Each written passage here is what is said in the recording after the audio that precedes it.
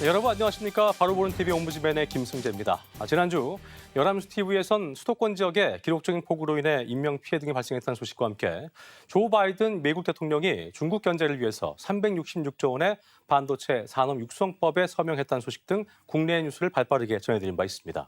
오늘 연합뉴스 TV를 말한다에선 뉴스 리뷰와 뉴스워치, 일요 와이드를 중심으로 김홍태 시청자 평가원이 모니터링한 내용을 들어보시겠습니다.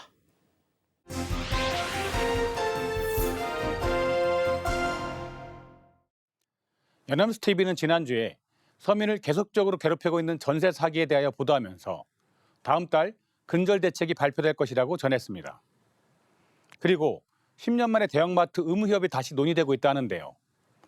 현 정부에서 만들어진 규제심판회의의 첫 논의 주제로 선정돼 논의가 진행되고 있다고 합니다. 그리고 지난 5일에는 대한민국의 첫 달 탐사선 다누리의 발사가 있었는데요. 우리나라 우주기술의 집약체로 6개 탑재체 중 5개가 우리나라 기술이라고 하고요. 전 세계 과학계가 관심을 기울이고 있다고 합니다. 지난 5일 오후 5시 뉴스에서는 최근 3년 동안 500명에 가까운 전세 사기범이 검거된 것으로 나타났으며 피해자는 1,300명이 넘는다고 전했습니다. 최근 3년 사이 서민을 울리는 전세 사기가 기승을 부리자 정부가 처벌 강화 방안 등 대책을 다음 달 내놓을 계획이라고 합니다. 기자는 2019년에는 95명이 검거되는 수준이었지만 지난해에는 243명이 검거돼 2배를 훌쩍 넘었다고 했는데요. 그 피해 유형을 살펴보면 다세대 주택 세입자를 노리는 경우가 가장 많다고 합니다. 지난해 전세 사기범 중 절반 정도가 다세대 주택 물건이었고 아파트와 오피스텔이 그 뒤를 이었다는데요. 사기 수법으로는 보증금 반환 능력이 없는데도 이를 숨기는 경우가 대부분이었다고 전했습니다. 지난달 깡통 전세 보호 대책을 발표했던 국토교통부는 다음 달 전세 사기 근절을 위한 추가 대책을 마련할 방침이라고 합니다. 또 9월까지 전세 사기 피해자를 위한 전세 피해 지원센터를 설치해 이들에 대한 긴급 금융 지원 매칭 서비스, 법률 상담 알선 등에 도움을 줄 계획이며 국토교통부와 경찰은 지난달 시작한 전세 사기 특별 단속을 내년 1월까지 벌여나갈 계획이라고 마무리했습니다. 지난 5일 오후 3시 뉴스 현장에서는 부동산 플랫폼 다방이 서울 신축 빌라의 상반기 전세 거래를 조사한 결과 전체의 21%가 매매가 대비 전세값 비율 90%를 웃돌았다고 전했습니다. 서울 신축 빌라에서 전세 보증금이 매매가와 비슷하거나 오히려 높은 깡통 전세 계약이 여전히 많은 것으로 나타났다고 하는데요. 구체적으로 강서구의 경우 신축 빌라의 올해 상반기 전세 거래량 가운데 절반 이상이 전세가율 90%를 웃도는 깡통 주택으로 조사됐으며 강서구의 뒤를 이어 양천구, 관악구, 구로구 등의 순으로 신축 빌라의 깡통 전세 비율이 높았다고 전했습니다. 깡통 전세란 전세 보증금이 집의 매매가보다 높거나 비슷한 경우를 말하는데요. 주택의 선순위 담보가 설정된 경우가 많아 더욱 문제됩니다.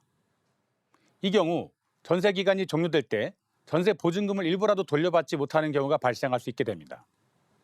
현재 금리 상승 등으로 집가격이 내려가고 있어 전세 보증금에 못 미치는 경우가 발생하고 있습니다. 아무래도 시청자들이 궁금해하는 것은 깡통 전세를 방지하기 위해 대비하는 방법과 실제 사고가 발생했을 때 어떠한 방법으로 구제받을 수 있는지입니다. 가장 중요한 것은 전세 계약을 할 때 집주인을 직접 만나서 계약서를 작성하고 등기부 등본을 꼼꼼하게 확인하는 것입니다. 그리고 주택의 시가를 확인하고 주택의 가격 하락에 대비하여 전세 보증금을 정하는 것이 중요한 것입니다. 특히나 담보가 설정되어 있는 경우에는 더욱 주의가 필요해 보이는데요. 이러한 내용을 조금은 짚고 갈 필요가 있었습니다. 또한 이렇게 대비한다 하더라도 실제 문제가 발생하고 나면 그 사후 처리는 더욱 힘들어지는데요. 이때에는 결국 경매에 대비하게 될 것입니다. 어떻게 대비할지에 대하여 차후 보도에서라도 간단하게 언급한다면 매우 유익할 것입니다. 지난 5일 오후 7시 뉴스 프라임에서는 10년 만에 대형마트 의무휴업을 두고 다시 찬반 논란이 일고 있다고 전했는데요. 정부는 앞으로 2주간 규제정부 포털에서 국민들이 참여하는 온라인 토론을 실시한다고 전했습니다. 기자는 지난 2012년 시장과 골목 상권을 보호하자는 취지로 대형마트 의무휴업이 도입되고 10년이 지난 지금 소비자 선택권을 제한한다는 점에서 의무휴업을 폐지한다는 의견이 나오고 있다고 전했습니다. 반면 경제 불황이 장기화하는 가운데 생존권을 지키기 위해서라도 의무휴업은 유지되어야 한다는 게 상인들의 입장이라고 전했습니다. 도입 당시 마트 노동자의 휴식권도 대두됐었는데요. 10년 사이 주 52시간제 정착 등 변화에 따라 시민도 실 권리에 공감하고 있다고 합니다.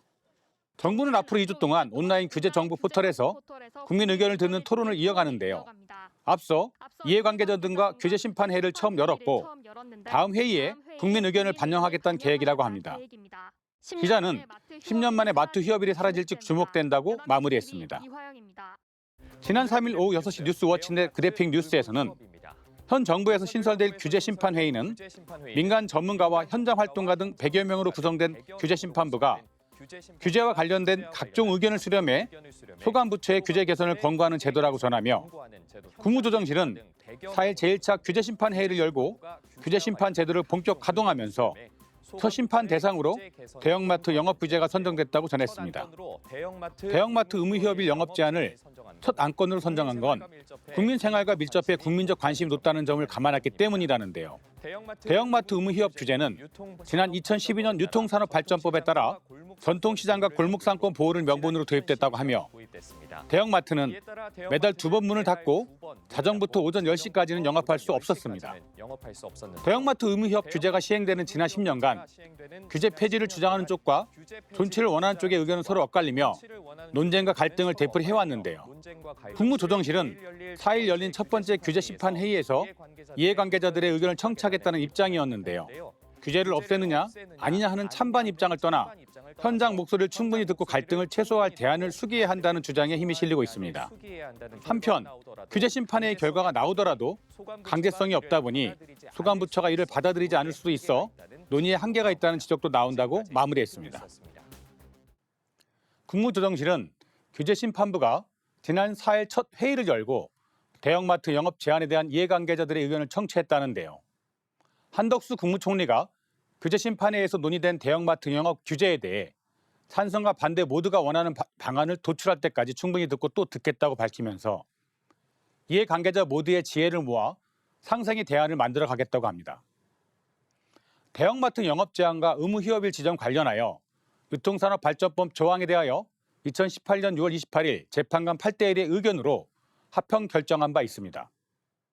독과점에 의한 유통시장 거래 질서의 왜곡을 방지하고 사라질 위기에 처한 전통시장과 중소유통업자들의 보호하여 상생 발전을 도모하는 등의 입법 목적이 정당하다고 한 것입니다. 다만 합헌 결정 후 4년이 지난 현재 어느 정도의 사정 변경이 발생한 것인지 이 부분은 짚고 갈 필요가 있어 보였습니다. 현재 대형마트 노동자들의 보호에도 미흡하고 전통시장 보호에도 미흡하다는 비판이 있어 위 영업 제한이 다시 도마 위에 오르고 있다고는 하나 과연 그러한 비판과 영업 제한의 폐지가 그 대안으로 합당한지 아님 수정된 모습이 필요한지가 문제되고 있는 것입니다. 규제심판부의 첫 회의 주제이고 매우 첨예한 사안이어서 의견 제시와 청취 그리고 합의 과정이 매우 어려워 보입니다. 게다가 기사에서 잘 지적했듯이 규제심판회의 결과가 강제성이 없고 소관부처가 이를 받아들이지 않을 수도 있는 한계가 존재합니다.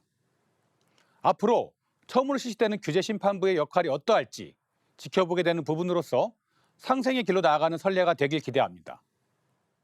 지난 5일 저녁 8시 뉴스 리뷰에서는 국내 첫 달 탐사선 다누리가 5일 발사되어 달을 향한 긴 여행을 시작했다고 전했는데요. 지상국가의 첫 교신도 잘 마쳤고 궤도 진입도 순조로운 상태라고 전했습니다. 국내 첫 달 다누리의 최종 성공 여부는 달 궤도에 진입하는 12월 말에 판가름 난다고 하는데요. 기자는 다누리를 실은 팰컨 9 로켓이 힘차게 하늘로 솟아올라 발사 40분 뒤 발사체에서 완전히 분리됐고 발사 1시간 30분 뒤인 오전 9시 40분 호주 캔버라에 있는 시무즈 안테나를 통한 첫 교신도 성공적으로 마쳤다고 전했습니다. 다누리의 궤적도 순조롭게 이어지고 있다는데요. 연료 소모를 줄이기 위해 지구에서 156만 킬로미터 떨어진 시무즈까지 멀리 돌아가는 궤적을 택한 다누리는 달 궤도 진입까지 4개월 반에 걸친 긴 여정을 이어간다고 합니다. 여정을 무사히 마치고는 12월 31일 달 고도 100km 원 궤대에 안착해야 비로소 성공이라고 합니다. 우리나라는 미국, 러시아, 중국 등에 이어 달에 탐사선을 보낸 세계 7번째 나라가 된다는데요. 이상률 한국항공우주연구원장은 지난 30년 1단계를 마무리하고 큰 도약의 2단계를 앞둔 시점이라고 했습니다. 달 궤도에 안착한다면 다누리는 장착된 6개 탑재체를 이용해 1년간 달 탐사선에 나선다고 마무리했습니다. 지난 5일 저녁 8시 뉴스 리뷰에서는 지금까지 달에 탐사선을 보낸 나라는 6개국이며 이 중 사람이 달 착륙에 성공한 국가는 미국이 유일하고 러시아와 중국은 무인 착륙에 성공했다고 전했습니다. 미국, 중국, 러시아의 달 탐사 선두 주자 경쟁이 진행형이라고 합니다. 미국이 주도하는 아르테미스는 2025년까지 여성과 유색인종 우주 비행사를 달에 착륙시키는 것이 목표인데요. 이를 위한 첫 비행 미션 아르테미스-1이 이르면 오는 29일 발사된다고 합니다. 한때 미국보다 앞선 우주 기술력을 자랑하던 러시아도 미국의 아르테미스 프로젝트에 맞대응하듯 지난해 루나 25호로 46년 만에 달 착륙에 성공하겠다는 계획을 발표했다는데요. 당초 루나 25호의 발사 예정일은 다음 달 말이지만 장비 개발 일정이 지연되고 우크라이나와의 전쟁으로 유럽 우주국가 협력까지 중단되면서 발사 시기가 내년으로 미뤄질 가능성이 있다고 합니다. 중국 역시 2019년 창어 4호를 통해 세계 최초 달 뒷면 착륙에 성공했고 창어 5호는 달 샘플 채취 후 지구 귀환에 성공하기도 했습니다. 중국은 2024년 창어 6호와 7호를 발사해 달 남극 탐사, 샘플 확보 등을 할 계획이라고 마무리했습니다. 달을 다 누리고 오라는 의미에서 다누리라는 이름이 붙었다는데요. 대한민국의 다누리 발사는 우리나라의 우주기술 집약체로 6개 탑재체 중 5개가 우리 기술이라고 합니다.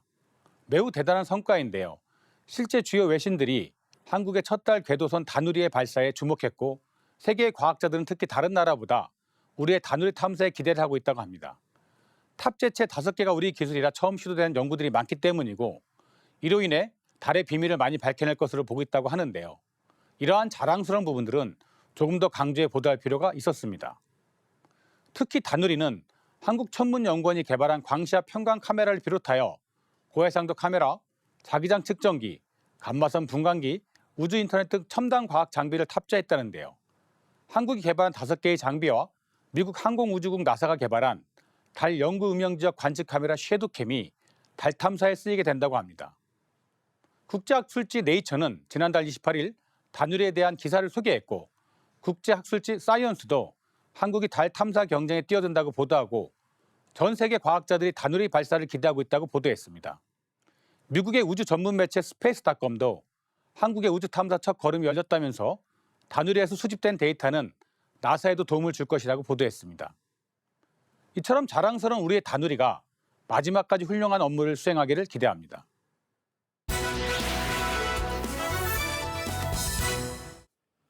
네, 이번 시간은 주말에 방영되는 제작 프로그램을 대학생의 시선으로 분석하고 평가해보는 캠퍼스 TV 리포트입니다.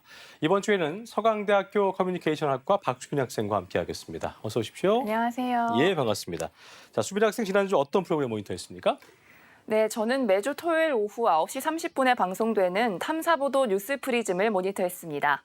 지난 6일 방송된 뉴스 프리즘에서는 일명 영끌족이 최근 금리 상승으로 부동산 대출 상환에 부담이 커지자 사회적 문제로 떠오르고 있는 문제에 대해 다뤘습니다. 그럼 자세한 모니터 내용 지금부터 전해드리겠습니다.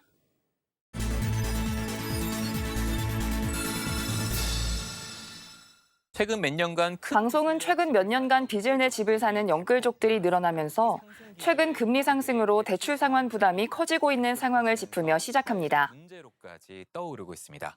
한 30대 영끌 주택 매수자는 주택담보나 신용대출 등 끌어올 수 있는 모든 돈을 모아 집을 샀지만 신용대출의 이율이 높아지며 대출갱신의 부담이 커진 상황이라며 소개했습니다.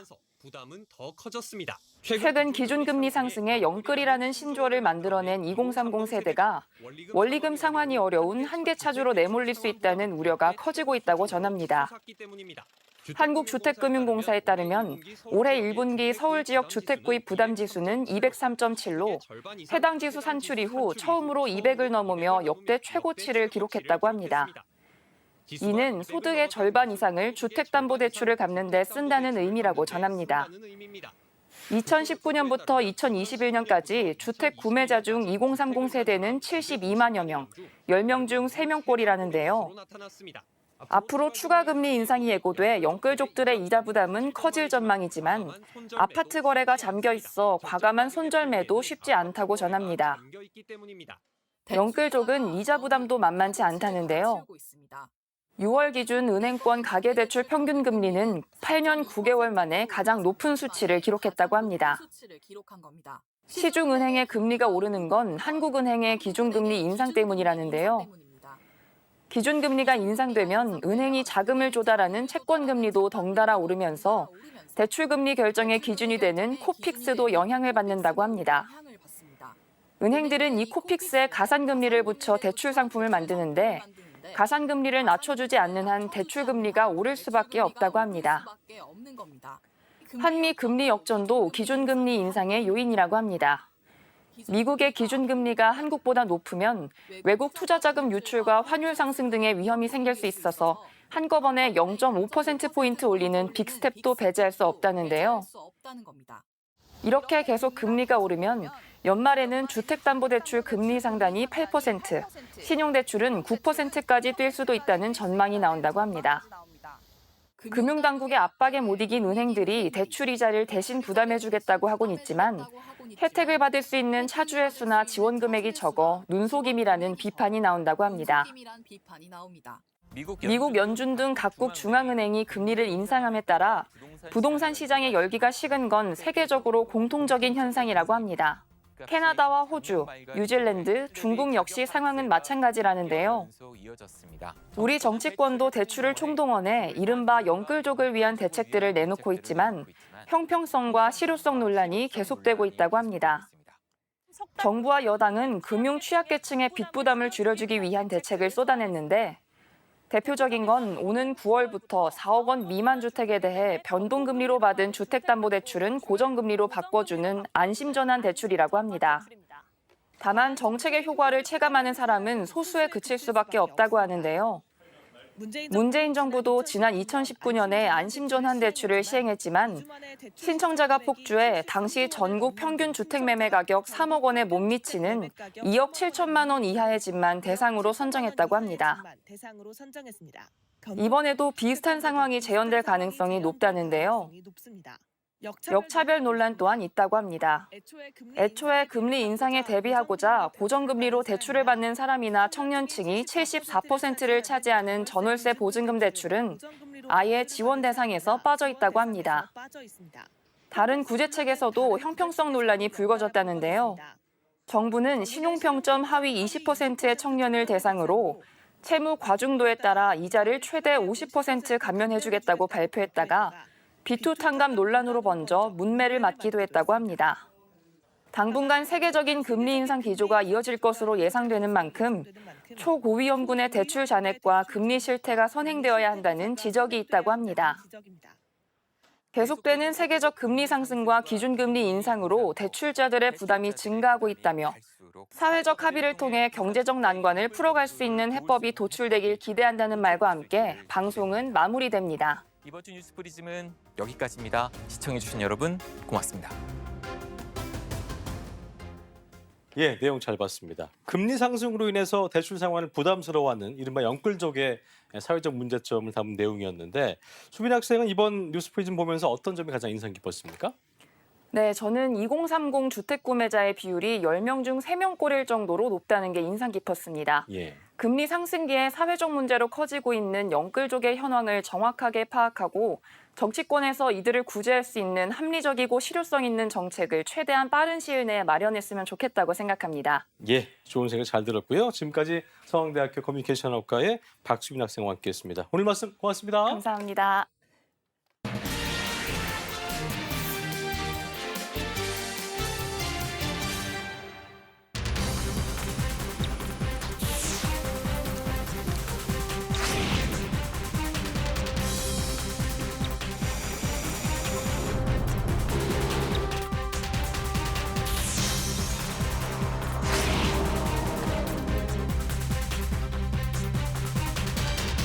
威胁台海和平稳定的是美国，台湾是中国领土的一部分，根本不存在什么海峡中线。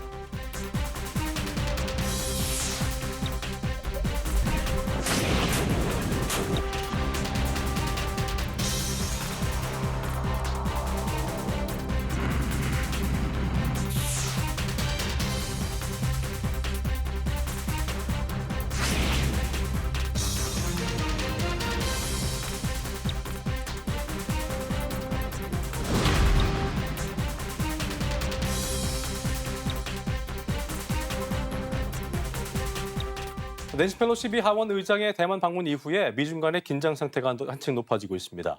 중국이 대만 주변에 이어서 우리나라 서해 주변에서도 실사격 훈련을 진행하면서 한반도 정세와 안보에 미칠 영향에도 관심이 쏠리고 있는데요.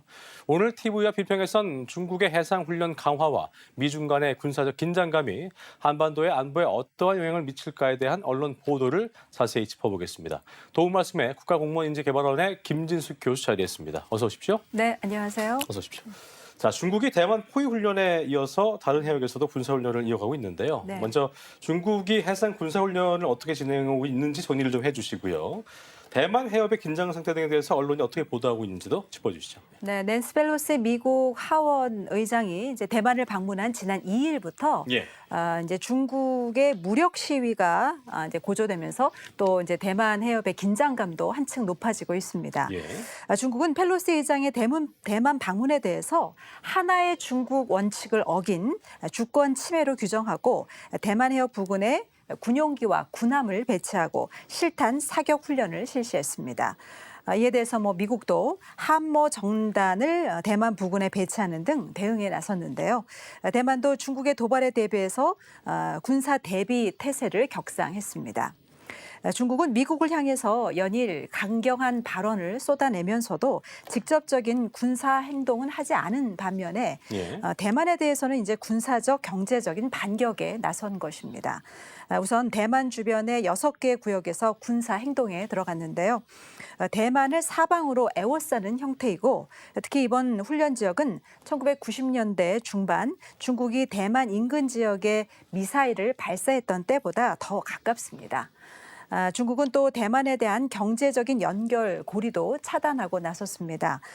중국의 기업이나 개인이 대만의 기금회에 협력하는 것을 금지하고 또 대만 기업의 식품 가운데 65%에 달하는 품목과 또 일부 대만산 농수산물에 대한 수입도 잠정 중단했습니다. 예. 우리 언론은 대만을 둘러싼 미중의 군사적 긴장 상태에 대해서 지난 2016년 주한미군의 이제 사드 배치 때 중국이 이제 대미 보복보다는 주로 한국을 겨냥해서 보복성 조치를 취했던 것과 비슷한 모습이라고 분석했습니다. 또 향후 대만에 대한 중국의 무력 시위가 어떤 식으로 전개될 것인지 보여주는 것이라면서 지금껏 대만 해협 주변을 중심으로 전개되던 무력 시위에 익숙했던 대만으로서는 이 대만을 둘러싸는 유형의 군사적 조치에 상당한 위협을 느낄 것이라고 전했습니다. 예.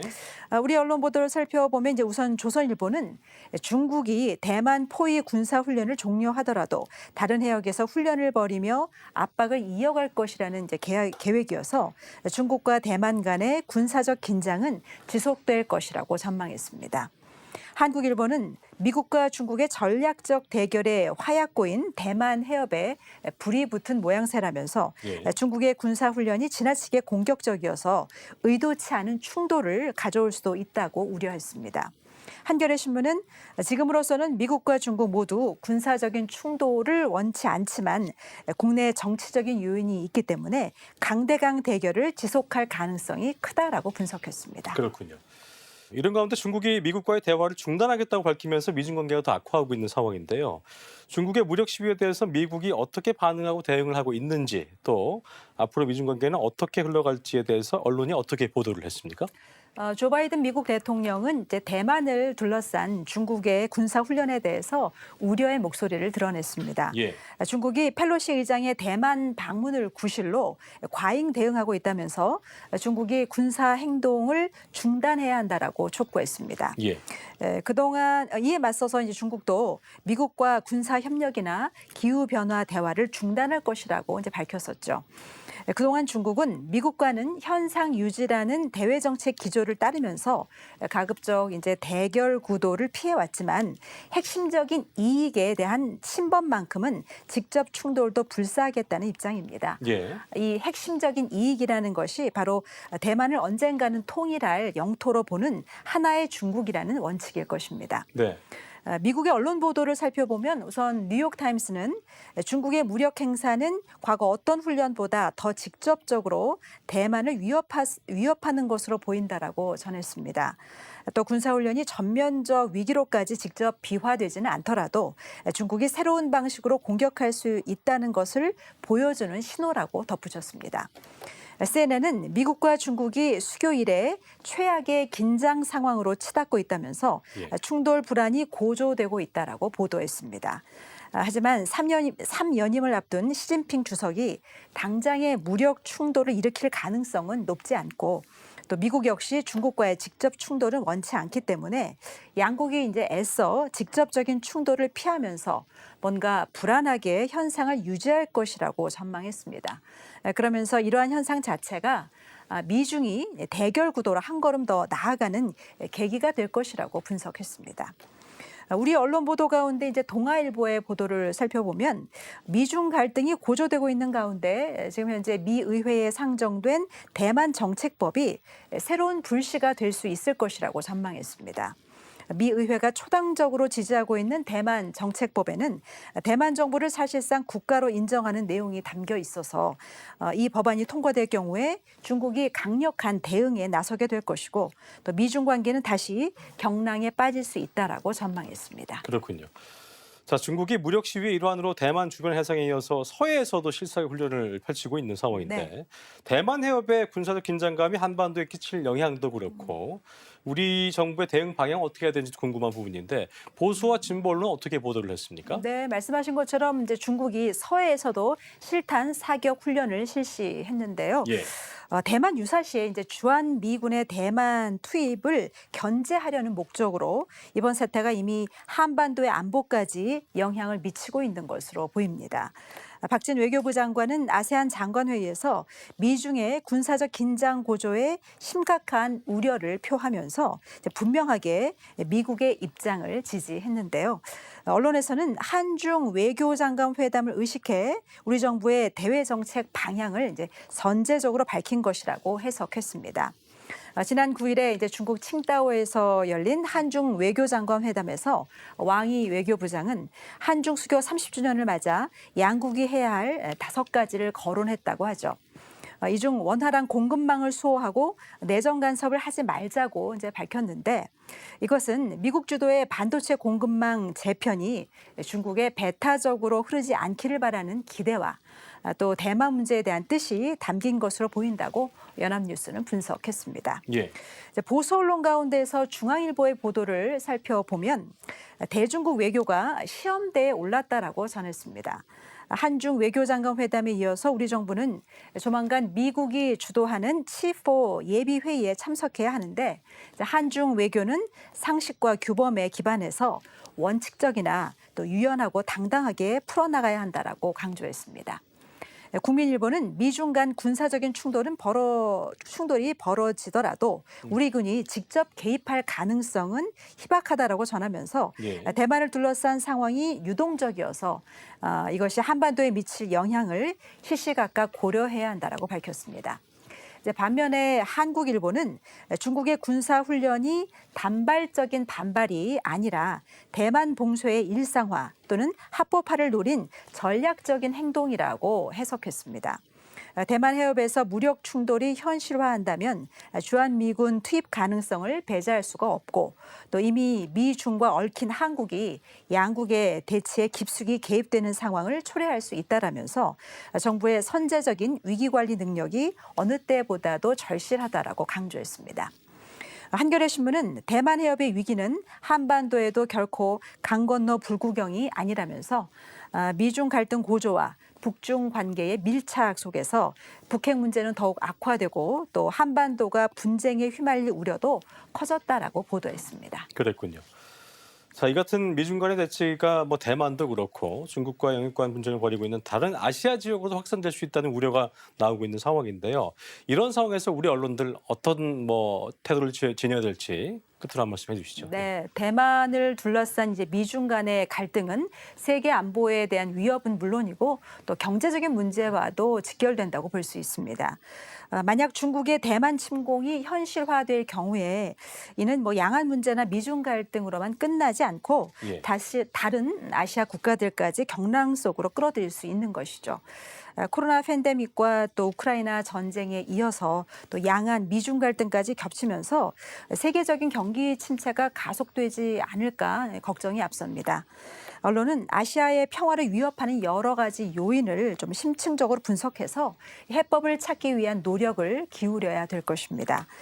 시대는 변했지만 강대국들의 이제 패권주의 전쟁은 자국이 아니라 타국에서 일으킨 선례는 이제 그대로이기 때문에 예.